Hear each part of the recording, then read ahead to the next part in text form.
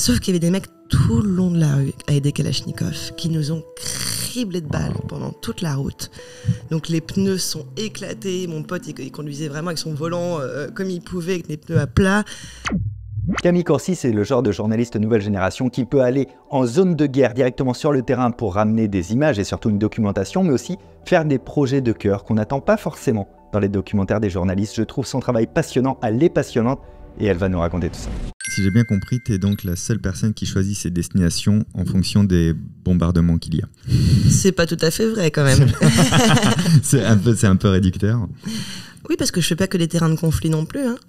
J'ai réalisé plein de documentaires en France où c'est des problématiques sociales ou des portraits, comme justement le portrait d'une jeune fille sourde qui passe le bac. Donc je ne suis pas que terrain de conflit. Alors c'est vrai que j'en ai fait beaucoup, mais c'est pas particulièrement les bombes qui m'intéressent dans ces endroits-là. Et c'est bien pour ça que je l'ai dit comme ça. C'est défiant exprès, mais néanmoins, par contre, les terrains de guerre, est-ce que ça a été ta première envie ou pas ?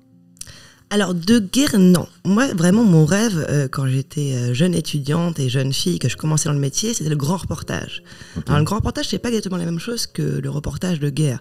On estime que le grand reportage, pour le commun des mortels, entre guillemets, pour le grand public, c'est vraiment partir dans des zones compliquées d'accès pour témoigner de choses à l'étranger régulièrement, mais pas que. Et moi, c'est ça qui me passionnait. C'est vraiment arriver à accéder à des zones où très peu de journalistes vont pour pouvoir témoigner de ce qui se passe sur place. Est-ce que l'idée, c'est de montrer, qui peut presque s'approcher du voyeurisme, pas dans le mauvais sens du terme, ou mettre un peu en application, je sais pas comment tu vis ça, toi, le côté, on peut pas dire qu'on connaissait pas maintenant, parce que maintenant on connaît. C'est drôle, je finis ma dernière vidéo comme ça en plus. Okay. La prochaine qui sort sur ma chaîne. Alors évidemment, en tant que journaliste, il y a forcément une part de voyeurisme, pas forcément du côté négatif, mais évidemment, il faut qu'on interroge les gens, il faut qu'on filme ce qui se passe. Et parfois, c'est des choses très intimes, personnelles. Parfois, c'est des choses très dures, très graves, très violentes. Malheureusement, on est obligé parfois de montrer des images ou des témoignages comme cela pour pouvoir sensibiliser le public. Et nous, en tant que journalistes, on est là exactement pour ça, pour dire... On ne pourra pas dire qu'on ne savait pas. En tant que journaliste, on ne peut pas changer la réalité d'une situation. C'est pas parce que je vais en Syrie témoigner de la guerre que la guerre va s'arrêter demain. Absolument pas. Par contre, on ne pourra pas dire, les hommes et les femmes politiques, par exemple, qui doivent prendre des décisions parfois, ne pourront pas dire qu'ils n'avaient pas d'informations vérifiées, certifiées, sourcées par des journalistes. Non, on était sur place, on a témoigné et on a ramené des informations vérifiées. C'est notre job. Moi, j'ai un peu l'impression que des fois, tu mets des émotions sur des mots. Tu sais, les mots, à force de les entendre, on les décharge un peu de leurs émotions. Le mot « guerre », il est plus très impactant. Quand tu dis « il y a la guerre à tel endroit », ce mot, il est un peu déchargé de tout ce qu'il y a derrière. Quand on a toutes des images et des témoignages, pour moi, ton métier, au-delà de montrer, c'est peut-être aussi de véhiculer des émotions. Tu le perçois comme ça ou pas du tout, toi ? Évidemment, parce que justement, la différence entre le reportage très court et le documentaire, il se situe là. Dans un reportage très court, on va pas avoir le temps de s'intéresser aux personnes, aux prénoms, aux gens qu'il y a derrière cette guerre. Donc, on va parler de chiffres. Il y a une guerre en Syrie, ça fait 400 000 morts à cet endroit-là. Il y a telle force en présence. Nous, le documentaire, vraiment, on s'éloigne de ça parce qu'on va rentrer dans la vie des gens. Et pour que les gens puissent s'identifier à ces personnes-là, parce qu'on reste tous des êtres humains sur cette terre, et mine de rien, on a quand même beaucoup de ressemblances. Et c'est justement essayer de retrouver ces petites étincelles d'humanité qui vont faire que le public va dire « Ah, mais ça pourrait être moi qui est là, en fait. Ça pourrait être mes enfants qui sont sous la guerre. Ça pourrait être mon fils qui partait se battre contre Bachar el-Assad en Syrie, par exemple. » Donc, c'est ça le rôle du documentariste. C'est vraiment de toucher dans l'intimité de la guerre pour pouvoir le retranscrire et émouvoir les gens, parce que sans émotion, il n'y a pas de transmission d'information. Alors, du coup, si toi, tu fabriques un pont pour qu'on ait les émotions, ça veut dire que tu es sur le pont pendant que tu enregistres, pendant que tu tournes, comment tu fais pour absorber ça ? Ah, c'est une grande question, une question que tous les gens mais pas que les journalistes, les humanitaires aussi, par exemple, ou les militaires, en fait. Il y a 3 professions, en fait, qui sont sur le terrain, c'est les militaires, les humanitaires et les journalistes. Et vraiment, c'est chacun à sa manière de faire pour pouvoir gérer les émotions autour de ça. Sur le terrain, ça va, parce qu'on a une mission, on est là pour une bonne raison. Nous, on a choisi d'être là. C'est pas comme les populations locales qui subissent la guerre. Nous, on sait qu'on va rentrer chez nous après et que c'est pas notre famille qui est sur les bombardements. Donc ça va. Sur le terrain, en général, c'est pas le moment. Parce qu'il y a l'adrénaline, il y a tout ce truc où on a la mission, il faut vite rentrer. Enfin, faut vite rentrer les images. Ouais, c'est nage droit devant toi, quoi. C'est exactement ça. Vraiment, même quand on voit des choses horribles, si on est mine de rien, je pense qu'en tant que caméraman, on est vraiment protégé par l'appareil. Moi, en tout cas, je le sens comme ça. Des collègues de presse écrite, parfois, ont un peu plus de mal parce qu'ils n'ont pas cette distance que la caméra nous apporte. Moi, je vois toutes ces scènes à travers l'œilleton de ma caméra. Moi, c'est vrai que je rentre un maximum d'images et après, je fais le montage à Paris. Donc, la démarche est un peu différente. Et je dirais que la gestion des émotions, elle est plus compliquée pendant le montage, là où on ressasse ces images et on doit y faire face constamment. Ça dure longtemps, un montage de documentaire en plus. Donc là vraiment, moi, ma recette, c'est d'être bien entouré. C'est vraiment aussi d'être entouré de personnes qui font le même métier que soi, où parfois on peut parler en sachant que les gens comprennent exactement de quoi on parle. Parce que c'est vrai qu'il peut y avoir, quand on reste par exemple très longtemps sur le terrain, 1 mois, 2 mois, 3 mois, dans des situations très complexes, on devient un peu schizophrène. Du jour au lendemain, il faut revenir à Paris, payer ses amendes, répondre au téléphone. Comment on rebascule à la vraie vie, entre guillemets, quoi. C'est là où il est le choc, en fait. C'est ce moment de bascule, surtout quand on reste longtemps, vraiment, où là, il faut avoir ces petites habitudes de reprise et il faut vraiment être entouré de personnes qui nous comprennent. Que des fois, avec quelques mots, les personnes peuvent comprendre, ah, elle a vécu ça, et le commun des mortels, parfois, c'est un peu difficile pour... Donc, il faut être bien entouré, très bien entouré, et puis avoir une vraie raison de faire ce qu'on fait. Donc c'est ça qui nous porte aussi, quoi. Oui, parce que quand tu reviens, ça doit te paraître fadasse. Genre moi, ma mère, par exemple, je vais la voir et puis elle m'explique que la voisine, dis donc, nettoie mal ses fenêtres en ce moment. Et ça doit te paraître très très futile dans les premiers temps de reprendre un peu le jeu de la société, quoi. Bah c'est ça. Alors c'est vrai que les premières fois où je suis revenue de terrain, j'avais un peu de mal. J'étais un peu en colère contre ces gens qui se plaignaient pour rien. Mais avec l'âge et l'habitude, on se rend compte que en fait, tout le monde a le droit d'avoir ces petits problèmes. C'est pas parce qu'il y a des gens qui meurent en Irak, en Syrie, au Yémen que les gens n'ont pas le droit d'être tristes à Paris, pour des fois des très bonnes raisons d'ailleurs. Les émotions sont vraies, quoi qu'il arrive. Exactement. Donc il faut avoir de la patience avec les gens. Il faut avec l'habitude, on prend cette habitude de switcher et il faut s'ouvrir aux personnes qui sont autour de nous. On peut pas se couper de notre monde quand on rentre. On peut pas être désagréable avec tout le monde, soi-disant parce qu'on fait un métier. Tu te rends pas compte. Mais non, mais c'est ça. On peut pas être comme ça. Ou alors sinon on va devenir aigri parce qu'en plus moi je suis journaliste et je travaille aussi en France et de problématiques sociales qui peuvent paraître des fois minimes par rapport à ce que je viens de traiter avant. Mais non, les gens ils ont des problèmes et il faut s'intéresser à ces problèmes-là qui sont réels en fait. Et Tu as déjà introspecté pour voir si tu n'avais pas ramené un petit syndrome post-traumatique de quelque part ou je pense que de toute façon tout le monde en a un petit peu, j'ai envie de dire, avec les événements d'une vie, on a tous des petits chocs. Des choses. Exactement. Moi c'est vrai que quand je reviens d'un terrain très très chaud, comme j'ai pu passer presque 1 an, mois par mois, entre guillemets, différé en Irak, c'est sûr que pendant 1 an on sursaute un peu dès qu'il y a un bruit sourd. Ça, c'est sûr, évidemment, forcément qu'on a des réactions naturelles. Mais comme elles partent avec le temps et que je fais pas de cauchemars, j'ai pas de problème. Elle a l'air équilibrée. Ouais, voilà, donc je ressens pas le besoin, à vrai dire. C'est pas... Ça a été quoi ta dernière mission en terrain de conflit vraiment ou tu de la dernière mission? Tu veux de cette question. Parce que en dehors de la terrain métropole, c'était Mayotte. J'ai suivi l'opération Mbouchou à Mayotte. Sinon récemment en France, j'ai traité des enfants à la rue.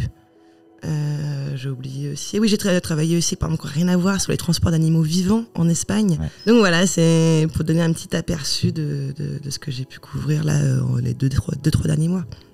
C'est fou, tu vois, parce que là, je trouve juste ce petit résumé de la question un peu floue, ça permet de voir à quel point tu navigues sur plein de spectres différents, en fait, en réalité. Ben oui. Le premier voyage qui a réveillé une vocation chez toi, si je dis pas de bêtises, c'est à 21 ans, c'est en Syrie. Tout à fait. Pourquoi la Syrie ? On était en 2013, je venais de terminer mes études, j'avais mon DUT et ma licence en poche et j'étais basée à Beyrouth au Liban parce que je suis très très nulle en langue étrangère et je voulais continuer à apprendre l'anglais et l'arabe. Et clairement Beyrouth c'est un peu le QG de tous les grands reporters qui sont basés au Moyen-Orient, donc je pensais travailler sur place mais ça n'a pas du tout été possible parce que j'avais pas de carnet d'adresse et pas de contact. Et en fait, un pote à moi me file un contact à Alep, la 2e ville du pays qui était vraiment ravagée par la guerre civile à l'époque. Il me dit, quelqu'un peut t'héberger sur place. J'avais très peu d'argent, donc quelqu'un qui peut m'héberger sans trop de frais, parce que ça coûte très cher en zone de conflit, l'hébergement, le traducteur, les voitures. Donc voilà, on m'avait donné un plan pour que je puisse y aller. Et j'ai décidé que... En fait, à l'époque... vraiment, il n'y avait que des images faites au téléphone portable. En plus, avec des téléphones portables vraiment de très mauvaise qualité. On voyait des bombardements au loin, des scènes un peu chaotiques de loin, mais il n'y avait pas de reporter vidéo. Il y avait de la presse écrite et de la photo, mais il n'y avait pas de reporter vidéo à l'époque sur place. Et je me suis dit, il faut vraiment que j'y aille. Il faut que je comprenne ce qui se passe sur place. Il faut que j'aille documenter ce qui se passe sur place. Absolument. Je sais pas, ça me transcendait quand vraiment ça te prend au trip et tu sais que c'est ça qu'il faut que tu fasses absolument. Et donc, vraiment, j'avais 400 balles en poche parce que je venais des cours de français à Beyrouth. J'avais une petite caméra, vraiment sans micro-canon, avec une batterie, une carte mémoire, pas de trépied, enfin vraiment le minimum vital, avec un ordinateur portable pour monter sur Windows Movie Maker, tu vois, vraiment. On pouvait pas être en dessous. Non, c'était pas possible, vraiment. Et j'ai décidé de partir au sud de la Turquie, de traverser la frontière et de partir à Alep, où je suis restée 2 mois. Et en fait, à la fin de ce séjour, j'ai pu vendre un reportage de 52 minutes à France 5, qui a été mon premier documentaire pour la télé. C'est incroyable. T'es revenue différente, toi, de ces 2 mois ? Forcément. Dans ton état d'esprit professionnel, dans ton perso, tu t'es dit, ok, c'est ce genre de choses, je suis faite pour ça, pour aller documenter en terrain de guerre ou pas, mais... Complètement, parce que c'est vrai qu'avant de se retrouver dans un terrain de conflit, on se pose toujours la question, comment je vais réagir ? Alors on peut se faire des projections comme on veut dans sa tête en s'imaginant une héroïne ou alors quelqu'un qui a peur de tout. Peu importe, de toute manière, la réalité elle va arriver au moment où ça va se passer. Et j'ai découvert que j'avais pas mal de sang-froid. Alors je vais pas dire que j'ai pas peur, hein. Tout le monde a peur, à part les gens qui sont complètement stupides. La peur c'est très bien, c'est l'adrénaline, ça te permet de réagir rapidement à une situation. Mais j'avais du sang-froid, je paniquais pas, je me sentais utile. J'avais réussi à accéder à beaucoup de choses, à documenter énormément de choses et j'aimais bien en fait, j'adorais faire ça et je me suis dit c'est vraiment ce que je dois faire, il n'y avait plus aucun doute. Je savais que c'était ce métier et d'un point de vue personnel, évidemment, on grandit énormément quand on voit ce genre de choses. On fréquente des gens qui ont le même âge que nous, qui ont 20-21 ans, qui eux sont depuis 2 ans déjà dans les terrains de guerre, qui nous racontent leur quotidien et ça, on perd une partie de notre naïveté. On perd une partie de notre enfant intérieur, peut-être, qu'on ne retrouvera plus jamais, une fois qu'on fréquente ces zones-là. On ne verra plus le monde de la même manière, forcément, on le voit différemment. Mais... On le voit différemment ou on le voit pour de vrai, tu crois ? Toutes les visions sont réalistes. C'est qu'une façon de voir le monde, en fait. Forcément, la personne qui ne bouge pas de son quartier ou de sa ville, il voit la réalité, c'est le monde qui existe autour de lui. Mais disons que on a une vision multidimensionnelle, peut-être un peu plus du monde, ce qui des fois rend un peu schizophrène aussi. C'est toujours ce côté un peu, on a l'impression, on a envie d'être partout en même temps. C'est très dur à gérer. Comment ils réagissent tes amis ou ta famille quand à 21 ans tu dis je vais partir là-bas? Est-ce que j'ai une possibilité d'eux ou est-ce que même peut-être tu leur dis pas, j'en sais rien. Au début, je l'aurais pas annoncé parce que je savais que ça leur créé beaucoup d'inquiétudes. Je leur ai annoncé au moment où j'étais à la frontière turque, à mes parents en fait, à ma mère et à mon père. Ils se doutaient que ça allait finir par arriver parce qu'ils me connaissent, donc ils savaient très bien que j'avais pour ambition de partir sur des terrains comme ça. Mais bon, ils avaient extrêmement peur. Ils préféraient être au courant parce que au moins ça s'appelle un contact sécurité entre guillemets, c'est-à-dire que à ma mère je pouvais lui envoyer un message tous les soirs pour lui dire je suis bien rentrée. Tout va bien, demain je pars à ces endroits-là et avoir au moins le contact de mon traducteur parce que la Syrie c'est vraiment un trou noir, c'est-à-dire que si j'ai pas de contact sécurité et plus personne n'a de nouvelles de moi, qui est-ce qu'on va contacter ? Il n'y a plus de gouvernement central, il n'y a plus de police, il n'y a pas il y a pas d'armée étrangère, il n'y a rien. Donc, il faut qu'au moins quelqu'un ait au moins un numéro de téléphone ou une piste et que toujours avant de partir sur le terrain, j'envoie un petit message à mon contact de sécurité. A priori, je pars là. Je devrais a priori rentrer à ces heures-là. S'il y a un souci, 2-3 autres numéros de téléphone de personnes sur place. Je fais le petit poussé. Oui, il faut.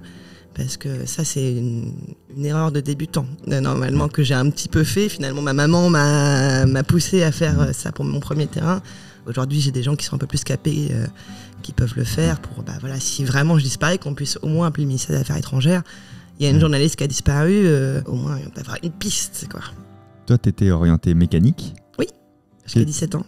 Et c'est quoi qui te fait basculer vers le journalisme ? Il y a quelque chose ? Parce que là, il y a un pont quand même entre les deux. Même si l'un peut être utile à l'autre. Mais... Oui, moi je suis très contente d'avoir fait de la mécanique, vraiment. Mais c'était un rêve de petite fille. Je voulais être, du plus loin que je me souvienne, je voulais être photographe animalière sauvage dans la forêt tropicale. Vraiment, j'avais 4-5 ans, je me voyais faire des aventures avec mon appareil photo, photographier des animaux dans la forêt. Et bon, l'adolescence arrive, ça me paraissait tellement inatteignable de devenir photojournaliste ou reporter que je me suis dit, bon, on va faire comme tout le monde, hein, on va essayer de faire un cursus normal.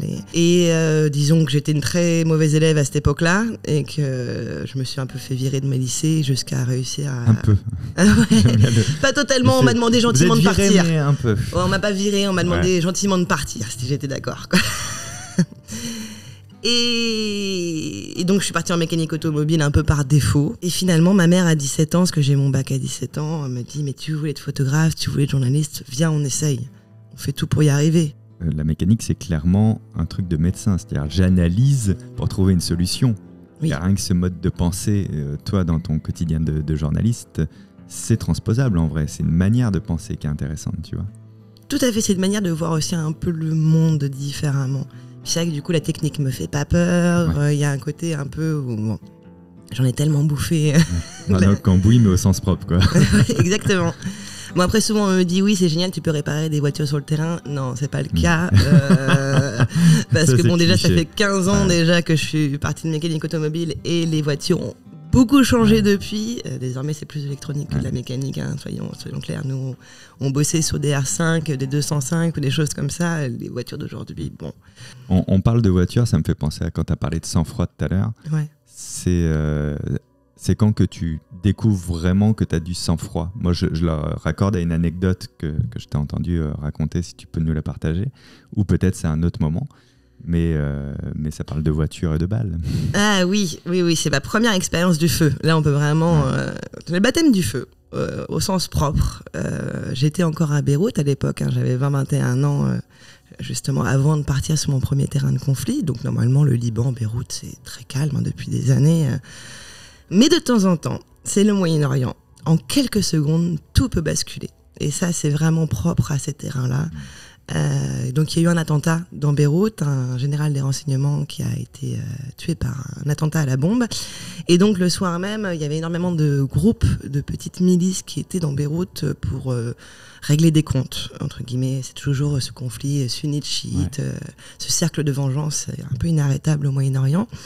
Et donc moi j'étais avec des amis qui sont plutôt des gros teufeurs, hein, parce que c'est aussi une grosse place de fête, hein, Beyrouth. Et on partait simplement dans une soirée, donc vraiment on n'avait pas du tout des looks de personnes qui étaient dans ces conflits-là, hein, donc on pensait qu'il n'y avait pas du tout de problème. On était en centre-ville, on était à quelques centaines de mètres de l'ambassade française, donc pas du tout un coin qui craint. Mais là, au détour d'une rue, on se fait arrêter par un barrage de jeunes palestiniens, donc sunnites, qui nous demandent de nous arrêter, qui demandent les papiers à mon pote qui était libanais, lui chrétien, donc à les dreadlocks rousses, vraiment le mec qui est pas du tout dans ces histoires-là. Et manque de peau, c'est un chrétien mais qui est né dans un village chiite. Et ça leur a pas plu. Donc ça a commencé à s'énerver un peu, le ton est monté. Bon, je parlais pas très bien arabe, je me parle pas toujours très bien arabe d'ailleurs, mais à l'époque, bon, je comprenais pas exactement ce qui se passait. Je voyais juste que ça commençait à s'énerver. Et les mecs commencent à ouvrir le coffre, à taper sur la voiture avec des barres de fer. Et mon pote qui est au volant commence vraiment à paniquer parce que ils ont peur qu'ils mettent une bombe dans le coffre ou quelque chose comme ça. Tout ça parce qu'il est né quelque part. Ouais. Il n'a rien à voir avec ce qui se passe. Vraiment, c'est le mec, lui, il est DJ. C'est vraiment, ils s'en foutent complètement de ces trucs-là. Mais du coup, il accélère. Il brise le barrage et il fonce parce qu'en fait, au bout de la rue, il y avait l'armée libanaise. Et donc, on savait que si on était derrière l'armée, on était en sécurité. Sauf qu'il y avait des mecs tout le long de la rue avec des kalachnikovs qui nous ont criblés de balles pendant toute la route.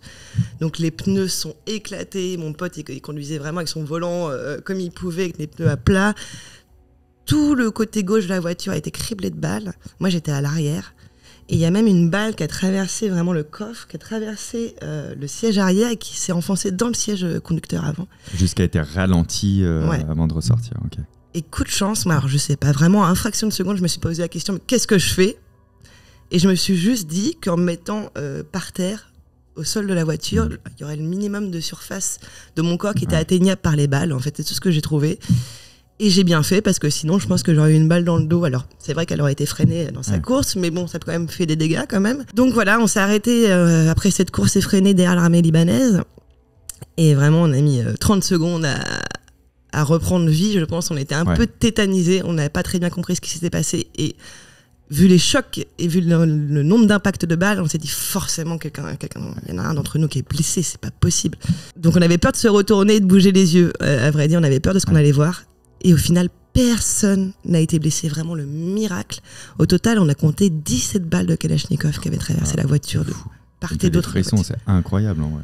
C'est même mon pote, il y avait vraiment une balle qui a ricoché sur la fenêtre conducteur. Ok. Vraiment, et c'était vraiment un miracle. Vraiment, on avait un ange gardien, j'y crois pas aux anges gardiens. T'avais quel âge, 20 ans? Ouais, 20 ans, ouais. Donc, c'était une première expérience et je me suis dit, mince, j'ai bien réagi quand même.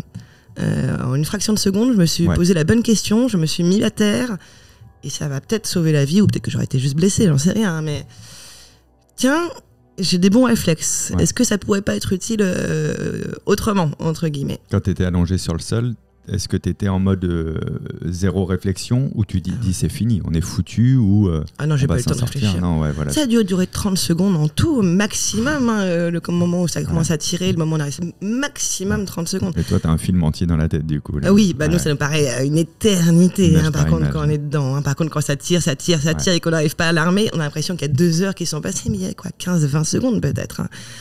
Et là, il n'y a pas de pensée qui passe, en tout cas pour moi, en ce qui me concerne, j'ai aucune pensée qui arrive dans la tête. C'est vraiment, ça va directement à la moelle épinière. Vraiment, c'est un reptilien pur.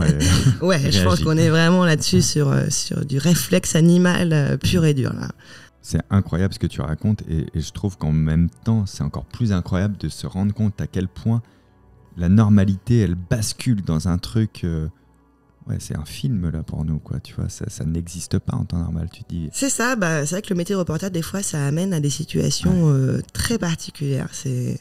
C'est un peu, ce qui est difficile dans notre métier, ce qui est aussi génial, c'est qu'on est amené à vivre des situations que personne d'autre ne pourrait vivre, entre guillemets. Je parle pas du moment où on se fait tirer dessus, mais... mais tu dois te sentir très vivante après, je pense. Oui. Après, on profite bien de la fête. Tu m'étonnes. Oui, parce qu'une fois que vous avez passé, du coup, que vous avez rejoint l'armée libanaise, là, vous avez été pris en charge et vous saviez que c'était sécure, quoi. Bon, on n'est pas pris en charge du tout. L'armée libanaise avait vraiment autre chose à faire à ce moment-là. Ils étaient en train de plutôt essayer de contenir le mouvement. Ils avaient, eux, une fois qu'on était en sécurité derrière eux, c'était bon. Non, après, on a une voiture... il faut juste appeler la dépanneuse, quoi. On appelle la dépanneuse et on va dans l'appart, quoi. On rentre à l'appart en taxi, il n'y a pas grand-chose d'autre à faire, non. Est-ce que toi, tu as préparé ta mort potentielle? Mais pour moi, je pars pas à la mort quand je pars sur le terrain. Non, mais tu vois, t'aurais pu te poser la question. Enfin, ça m'intéressait de savoir, tu vois, si est-ce qu'on projette des trucs comme ça C'est pas mon cas. C'est une bonne question. Je m'étais jamais posé la question, à vrai dire. Bon, jusqu'à maintenant, j'avais pas grand-chose à léguer, donc franchement, il y a ma moto, quoi, avec mon vélo. Là, un peu plus maintenant, mais c'est vrai qu'à l'époque, j'avais rien. Donc, déjà un testament. Mais non, j'avais même pas écrit de lettres pour des proches ou des choses comme ça. Après, c'est pas totalement vrai quand j'y réfléchis, maintenant que je creuse un peu ta question. C'est vrai que, surtout à cette époque-là, j'avais tendance à vraiment tenir un carnet de bord assez précis. Et ça pouvait m'arriver avant une journée très très difficile de mettre un petit mot pour mes proches au cas où. Ça pouvait m'arriver d'avoir 2-3 lignes.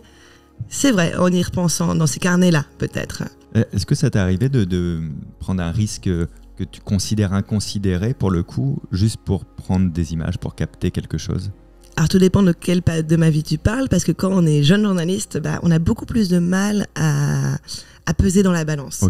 En fait, il y a un grand truc dans le journalisme, surtout ce type de journalisme, c'est qu'il faut toujours trouver une balance entre l'intérêt de l'information et le danger. Si c'est extrêmement dangereux et que l'information n'a aucun intérêt, on n'y va pas. Si l'information a un gros intérêt, petit danger, on fonce. Et des fois, on est un peu au juste milieu. Il y a pas mal de dangers, l'info est quand même super intéressante. Et là, c'est à nous de juger, est-ce qu'on y va, on n'y va pas. Et quand on est jeune journaliste, on ne la connaît pas bien cette balance. On a du mal à estimer les risques, on a du mal à prévoir ce qui va se passer, et on a du mal à juger si une information est vraiment pertinente ou intéressante. Donc des fois, on peut être amené à prendre des risques inconsidérés par manque d'expérience. Pas inconsidérés, mais à prendre des risques beaucoup trop poussés pour des infos qui vont pas servir à grand-chose en réalité. Mais on s'en est pas rendu compte. Avec l'âge et avec l'expérience, on a beaucoup plus de recul. On sait très bien que les informations les plus pertinentes, elles sont pas en première ligne. Pas du tout. Parce qu'au bout d'un moment, au bout de 10 ans, on sait que la première ligne, c'est d'être des mecs avec des calages qui vont se tirer dessus. Et en fait, on n'apprend pas grand-chose. Parce qu'il n'y a pas de crime de guerre à témoigner. C'est des soldats contre des soldats, par exemple. Donc là, on est dans les règles de la guerre pure et dure. En fait, les vrais témoignages intéressants pour les journalistes, c'est souvent en arrière. C'est qu'est-ce qui se passe avec les populations civiles. C'est surtout là où il y a des bombardements à certains endroits très isolés, ou des massacres dans des villages, ou des choses comme ça. Et ça, c'est très loin de la ligne de front. C'est pas forcément les zones les plus dangereuses, qui peuvent être difficiles d'accès mais pas dangereuses, et c'est là où on chope les bonnes infos. Mais en tant que jeune reporter, on ne comprend pas ça. On pense que plus c'est risqué, plus c'est intéressant, et c'est très peu souvent le cas. Quand on est face à des combats, où je pense à la traversée que tu as faite avec 260 migrants, c'est ça? Alors, je sais, ça fait 10 ans, je ne sais plus combien on était, 200, 300, je ne sais plus exactement. Tu les avais accompagnés pour traverser la Méditerranée et donc rejoindre la France. Est-ce qu'il y a des moments où tu lâches la caméra pour intervenir, pour aider? En fait, je me dis, dans ces moments-là, est-ce qu'on arrive à se contenir si on voit qu'on peut être utile, mais en même temps, on est là pour prendre un témoignage? Bien sûr. Mais on peut toujours... moi, j'estime qu'une vie humaine est plus importante qu'un témoignage ou qu'une vidéo. Hein. Ça, il n'y a pas de débat à avoir. Avant d'être journaliste, je suis humaine. Si je vois un enfant qui est en train de couler dans l'eau, je vais lâcher ma caméra, évidemment. On va pas... Le truc, c'est que je me retrouve rarement seule sur le terrain. Il y a quand même beaucoup de gens autour. Donc, j'ai jamais eu à intervenir directement parce qu'il y avait des gens qui étaient mieux formés que moi, ou des infirmiers autour de moi qui pouvaient régler la situation. Ça ne servait à rien que j'intervienne. Mais ça m'est déjà arrivé d'y penser. Par exemple, tu parles de la traversée. Donc, je vais traverser avec des personnes qui sont sans papier, qui voulaient arriver jusqu'en France depuis la Libye. Donc on est parti de Zouara, qui est un petit village à l'ouest de la Libye, à bord d'un bateau de pêche avec 200-300 personnes à bord, donc aux mains des passeurs libyens. Autant vous dire que ce ne sont pas des enfants de cœur.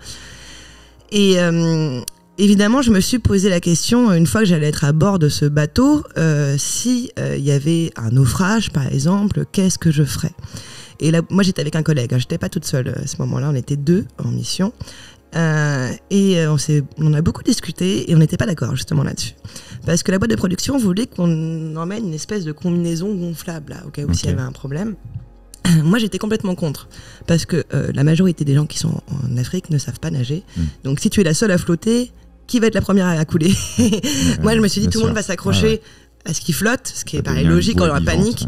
Et en fait, ça, je vais couler. Donc moi, je sais à peu près bien nager. Je me suis dit, il faut mieux, au pire, s'il y a un naufrage, prendre 1 ou 2 enfants sous le bras et essayer de m'éloigner de la foule qui va être en panique et essayer de sauver au moins un bébé. Parce que je peux pas prendre un adulte, j'ai pas la force physique, mais je me dis, si c'est un tout petit enfant, je pourrais au moins en prendre un avec moi et pas couler. Ça, évidemment, je lâche la caméra et je fais ça en cas de naufrage. Bien heureusement, c'est pas arrivé comme ça. Donc, j'ai pas eu à faire de tels choix, mais s'ils devaient être faits, bien sûr que je les ferais, ça, c'est aucun doute. Non, mais c'est intéressant pour moi parce que ça veut dire que c'est le genre de choses, quand même, évidemment, à laquelle t'as réfléchi en amont dans ces moments-là. Forcément. Et c'est toujours ce qu'on dit, il faut toujours un peu passer en revue toutes les situations qui puissent arriver, parce que comme ça, la réflexion, on n'a pas besoin de la faire au moment où ça arrive. Oui, c'est ça. On se pose des questions en amont, comme ça on est beaucoup plus réactif. Tu peux peser les pour, les contre, etc. Tout savoir, et après ne pas être dans la décision au moment où il faut agir. J'avais vu qu'à un moment donné, sur une autre mission, tu avais été accompagné par l'armée pour ta sécurité. Tu parles de la Somalie ou le Mali? Oui, c'était en Somalie. Ouais, c'est pas par l'armée, c'est par un groupe de militaires privés, enfin un groupe de sécurité. D'accord, ok. Et je me demandais si ça t'avait aidé ou desservi, très bonne question, in fine, d'avoir des personnes comme ça pour te sécuriser. Excellente question, parce que alors c'est la première fois de ma vie, la seule et unique fois de ma vie où j'ai eu une garde armée, enfin une escorte armée, on appelle ça, sous les conseils de mon fixeur. Mon fixeur, c'est un guide, un traducteur qui nous accompagne sur le terrain, qui en général c'est un journaliste local ou un traducteur local. Et la Somalie, c'est très particulier parce que en fait, il n'y a pas de blanc dans la ville à Mogadiscio. Alors pour mettre un petit peu de contexte pour ceux qui ne savent pas, il y a quand même les Chebabs qui contrôlent une grosse partie du pays, qui sont une branche d'Al-Qaïda. Donc c'est quand même un peu tendu, il y a un gros risque de kidnapping. Et tous les étrangers sont dans un bunker à l'aéroport. Il y a beaucoup d'étrangers, des Chinois, des Turcs, des Américains, et des ONG, mais ils restent dans un bunker à l'aéroport qui est une zone internationale. Du moment qu'on sort de l'aéroport, on est seul au monde. Okay. Et là, j'étais la seule blanche de toute la ville. Donc on est très remarquable, c'est vraiment, même si je suis voilée et compagnie, on est très facilement remarquable. Et comme il y a un gros risque d'attentat et de kidnapping, mon fixeur a jugé bon qu'on ait une escorte armée avec nous. Mais clairement, si il y a un bataillon des Chebabs, 10-20 hommes qui arrivent, c'est pas 2 mecs en calage qui vont pouvoir me protéger. Les pauvres, ils vont juste manger pour moi. Et ce que j'aime pas avec l'escorte, c'est que quand on se bat dans la ville, au lieu de l'arrière de sa petite Clio, vite teintée, circuler, d'aller dans un endroit, personne ne voit qu'on circule, personne ne sait qu'on est là. Bah là, tout le monde sait qu'on est là. Okay. Tout le monde sait qu'on circule. Les informations vont très vite dans ces endroits-là. Il y a une blanche, il y a une blanche, il y a une blanche. Et moi, je trouve que ça me met en danger, en fait. Ça me rend ultra visible. J'avoue, je réitérerai pas pour moi l'expérience. Il s'est rien passé, tout s'est très très bien passé d'ailleurs. Mais personnellement, je préfère être discrète. Aller rapidement chez des gens en qui j'ai confiance et surtout aller vite. C'est-à-dire que dans ces endroits-là, on arrive pour une interview, il faut surtout pas s'éterniser. Parce qu'il y a les voisins qui parlent, il y a tout le monde qui parle, on ne sait pas qui est qui. Donc le temps que l'information circule, que les mecs se mettent en branle, les mecs arrivent, il faut déjà être parti. C'est ça le secret en fait dans ces endroits-là, c'est pas d'avoir une escorte armée. D'ailleurs, tu as dit on était repérable parce que voilà, la seule blanche, etc. T'as jamais dit la seule femme. Et je crois qu'il y a beaucoup plus de femmes que ce qu'on pense aussi sur le terrain. C'est vrai ou pas? Ah bah oui. Il y a encore 20-30 ans, c'était vraiment une profession très masculine, journaliste, reporter. Ça a complètement changé. Maintenant, est-ce que vous avez d'autres accès, vous, peut-être? Bah oui, c'est souvent ce qu'on dit, parce que, mine de rien, dans les pays musulmans, souvent, nos confrères hommes, ils n'ont pas accès aux côtés des femmes. Nous, en tant que femmes, on a accès aux hommes et aux femmes. Et il y a un côté où on se méfie beaucoup moins des femmes. Dès qu'on est avec des soldats, il y a d'autres confrères hommes, journalistes, ça peut être des fois un peu la bataille de coq, de testostérone. Ça peut être un peu chiant parfois parce que voilà, c'est des mecs entre 20 et 30 ans qui aiment bien se la mesurer de temps en temps. Donc ça peut ralentir, alors que quand on est une nana, personne se méfie de nous, on n'est jamais accusé d'espionnage, il y a un côté où on nous voit plus comme quelque chose de doux, alors ce qui n'est pas forcément vrai. Mais bénéficier du bon côté des stéréotypes, là, pour le coup. Pour le coup, ouais. Et moi, je trouve que c'est pas du tout un handicap d'être une femme sur ce genre de terrain. Pas du tout, au contraire. Comment toi, tu choisis tes sujets de cœur, comme la colline du Crac, par exemple? Pour les sujets français, j'aime bien toujours parler d'une problématique qui a un lien avec moi, où je raconte un peu une partie de moi-même aussi, quelque part. Et là, j'avais très envie de traiter de la dépendance et de la vision que la société a de la dépendance de manière générale, et à quel point on criminalise les gens qui sont dépendants à une substance au lieu de les aider au niveau médical. Et en fait, je pensais pas que ça irait si loin, parce que j'ai juste rencontré des personnages sur cette colline qui étaient merveilleux, qui je me suis beaucoup attachée, qui ont, comme la jeune Laurie qui avait 19 ans à l'époque où je l'ai rencontrée, et qui est aujourd'hui maman de bientôt 3 enfants, et qui est complètement sortie du crack, et que j'ai beaucoup aimé suivre, d'ailleurs que je continue à suivre sur des années. Et la colline du Crac, mais il faut aussi dire qu'à l'époque j'habitais quand même à Porte de Clignancourt, pas très loin, et que je passais devant tous les jours, et que je me disais c'est quand même assez dingue, je vais à l'autre bout du monde dans des zones inaccessibles et je ne sais pas ce qu'il y a dans cette colline, personne n'y rentre, personne ne sait ce qui se passe dedans. Il y a des êtres humains pourtant qui y vivent. Il y a un côté curiosité, qu'est-ce que c'est que cet endroit? Et il y avait vraiment une volonté vraiment de témoigner de la dépendance et de la criminalisation qu'on en fait en France, que je trouve pitoyable. C'est quoi ta prochaine envie, ton prochain sujet, ou celui que tu es en train de finaliser, qu'on va découvrir bientôt? Alors là, je retravaille un peu mes 10 ans d'archives à la télé, parce que j'ai quand même beaucoup d'archives de terrains de conflit qui sont incroyables. Et à la télé, on ne traite pas du tout les sujets de la même manière. Et moi, j'ai plein de coulisses assez hallucinantes que j'ai envie de ressortir. Donc ça va être un peu des formats archives dont je vais parler, notamment mes débuts en Syrie dont on a parlé là, il y a peu de temps, où en fait tous mes collègues se sont kidnappés, sauf moi, et je me retrouve à Alep, la seule journaliste. Donc ça, je voulais raconter cette anecdote, entre guillemets, qui avait un peu chamboulé mon tout début de carrière. Au bout de 4 jours, je suis arrivée en Syrie, et où je me suis retrouvée dans le jus tout de suite. Après, d'autres sujets, je te dis, surtout la souffrance animale, ou là, les luttes écolo, à la rentrée, il va y avoir beaucoup de dates, notamment la 69 et tout ça. Et moi, j'adore couvrir ce genre d'endroit, parce que je trouve ça... justement, on en parlait, l'hiérarchie de l'information, l'hiérarchie des problématiques et des problèmes sociaux. Pour moi, c'est ultra important de parler des problèmes climatiques et de tous ces grands projets qui, pour moi, sont dévastateurs pour l'écologie. Je trouve ça ultra important d'en parler, parce que... ça se trouve, moi je suis maman, ma fille elle n'aura peut-être plus d'eau potable d'ici 30 ans ou 40 ans, elle n'aura plus peut-être de terre arable, de terre cultivable disponible pour elle. Moi je m'inquiète, depuis que je suis maman, je m'inquiète beaucoup plus de ces choses-là en fait. Et tu projettes sur une génération plus loin là. Et mine de rien, je pense qu'on va se retrouver face à un mur dans très peu de temps. Et c'est vrai que là, en ce moment, je m'intéresse beaucoup à ces questions-là. Je pense qu'à la rentrée, je vais être beaucoup là-dessus. Ok. Tout en t'autorisant, j'imagine, des sorties Ce que j'appelle des sorties, c'est par exemple un documentaire que je n'attendais pas du tout de toi et que j'ai adoré regarder, qui était celui sur la famille sourde. Oui. J'attendais vraiment pas ça. D'ailleurs, d'une manière générale, dans la vie, j'attendais pas du tout d'informations de ce côté-là. Et d'un coup, on te la propose. Et toi, tu es ravi en fait, de mieux comprendre ces personnes-là. Parce que justement, je pense qu'on n'attendait pas d'informations parce que on les sortait complètement de nos radars de vie. Tu vois ce que je veux dire? Et c'était vraiment passionnant. Merci pour ça d'ailleurs. Mais avec plaisir. Et c'est vrai que la surdité, c'est un handicap qui est complètement invisible. Donc je pense que c'est un handicap que les gens ne connaissent très peu parce qu'on les voit, on peut pas voir que si une personne est sourde dans la rue. C'est pas comme les gens aveugles ou des gens qui sont physiquement handicapés. C'est surtout la rencontre avec cette famille en fait qui m'a décidé à faire ce documentaire parce que la famille crève tellement l'écran, ils sont tellement incroyables, ils sont solaires. Il y a cette jeune fille qui a une volonté incroyable alors que franchement l'éducation nationale, franchement ils font rien pour l'aider parce qu'il n'y a pas de traducteur la moitié du temps, il n'y a plus d'instituts spécialisés quasiment, on les met alors maintenant on les mélange avec des élèves dits normaux entre guillemets, mais le problème c'est qu'il n'y a aucun moyen pour les professeurs de donner accès aux cours. Quand tu n'entends pas le cours et que tu ne sais pas lire sur les lèvres et qu'en plus c'était pendant le Covid en Zoom, c'était un enfer. Elle a réussi à avoir son bac heureusement, mais c'était aussi un énorme défi technique. Moi qui tourne 99% du temps seul sur le terrain, je me suis rendu compte que je pourrais pas, parce qu'il faut forcément avoir le champ contre champ pour avoir une conversation entre deux personnes qui parlent la langue des signes. Sinon, moi, le temps que je tourne la caméra, je rate le début de la phrase de l'autre et compagnie. Donc il fallait forcément être en bicam, il fallait qu'on ait un ingé son, parce que comme il n'y avait aucune voix, il fallait que le son soit nickel, parce qu'il n'y avait aucune voix à aucun moment. Et on avait une traductrice en direct qui passait par l'ingé son, la mixée de l'ingé son, qui nous traduisait tout en direct dans l'oreillette pour que je puisse poser mes questions de manière assez fluide et naturelle en fait, pour pas qu'il y ait une traduction de 3 heures après. Mais j'ai dû remettre en question toutes mes habitudes de tournage, aussi le fait qu'on puisse pas faire de plan serré.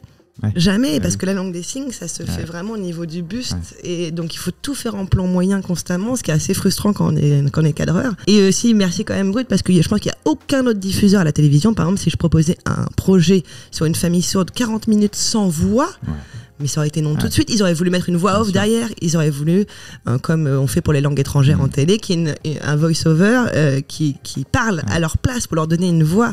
Et moi, je voulais pas leur donner une voix. Non, je voulais les laisser parler avec leur langue maternelle, en fait, s'exprimer avec leur langue maternelle.